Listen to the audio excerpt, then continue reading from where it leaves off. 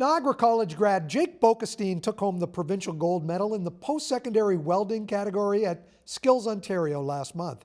Jake joins us in studio today with his professor, former DSBN teacher Vic Barker. Jake, we're going to begin with you because you won the honors. Congratulations, man. Thank you very much. Did you expect to win the category? No, I was just happy to competing. Tell me about the decision to compete. How did that come about? Well, I was first talked to by Brendan, our program coordinator, and Vic in January or so, and we started practicing almost right away every Saturday until the competition. But I was super excited to be a part of this, and I thought it was just a great opportunity.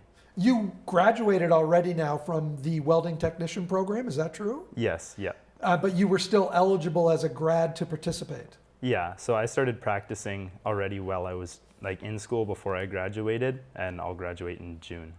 Tell me about Vic's contribution to your training for this. Oh, Vic was a huge contribution. He was there almost every single day. If it wasn't teaching me, it was prepping plates and getting stuff ready and getting all the details down so I knew what to do and when it was and all of the important information on it. Vic, I've known you for years, through your days as a DSBN teacher as well, and you trained a lot of students to compete at the high school level. What's the difference between training someone at the high school level, readying them for competition versus the college level? The main difference is that there's the welds become more difficult. There's two different processes that they didn't have to do at the high school level. I would say dedicated, the students are equally dedicated. Yeah, that's about it. Vic, what did you see in Jake that told you that he would be a good competitor for Skills Ontario? Jake was always motivated, and one of the things that we need is we need someone that's going to dedicate himself to the program and in practice. So he had perfect attendance. We knew that he would always show up. Because he has to show up on Saturdays, he had to show up on Tuesdays, and he was just dedicated to the whole program. Jake, when you hear those words, you've got to answer to that. Is that true? Is it all true what Vic says? Yeah, maybe I missed a few days, but yeah, I try and go as much as possible because I was paying for it at the end of the day, so I might as well try and go as much as possible. That's a great attitude. You're paying for it, you might as well be there, right? Yeah, exactly. Tell me where you got your love of welding. It was probably inspired, first of all, from my grandpa. And also, I was raised on a farm growing up in Niagara on the Lake, so I would always see people doing construction and fixing things, especially because we owned a greenhouse. They were always welding gas pipe and stuff like that, and I always loved just watching and seeing how they would do it. And I loved taking things apart and just putting them back together and fixing stuff, so that was definitely a good inspiration for it. Take me through your projects that you had to do for the competition. Okay, so first of all, I had all of the plates cut and sent to me when we were competing by Skills Ontario. So all I had to do was fit them together properly and read off of the blueprints and see what needed to go where and how to weld it in what position. So that was how I did it. And when you did this at Niagara College because Skills Ontario wasn't holding the big event that they usually do for the provincials. Yeah, correct. So at first they thought it was going to be in person, but then later on they switched to virtual just because of COVID.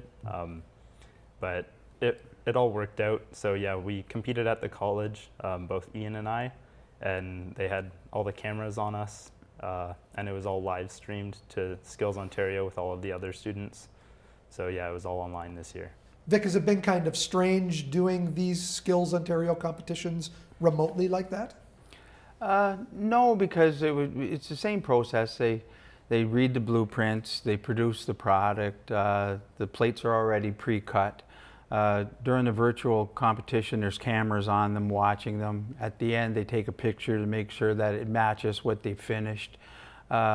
The excitement's definitely not there. If we had the opportunity to go to Toronto, there was 30, 40, 50,000 people coming through, and there was just a different atmosphere that way. But doing the project was very similar. At the same time, maybe not the excitement, but also not the pressure. Well, I'm sure that Jake didn't have the pressure on him, because when you're at Ontario, there'd be 50,000 people looking through the screens. But it was very similar other than that aspect. Jake, what can you say about the welding technician program at Niagara College and how it prepared you to compete at this level and improve your welding skills? So right off the bat, when I started there, we got right into it, which I really, really liked. And they right away started teaching us all kinds of different processes, starting with oxy-fuel and stick welding, and then slowly as the program went on, progressing into different positions and also some different processes as well. What's next for you? Do you have a job yet in welding? No, currently I don't. I have been putting all my time towards skills training because I really want to do well. And let's talk about that. You're flying off to Vancouver for this. Yep. Next week, Monday, I will be getting on a flight with Vic, and we will be flying it to Vancouver to compete. Vic, traveling with Jake, looking forward to that, looking forward to the scene in Vancouver. Have you been to nationals before? I've been to 7 different nationals. The only national I haven't been to is in Vancouver. So yes, I'm looking forward to it. And this is one of the years where there's an international award, because that doesn't happen every year, correct?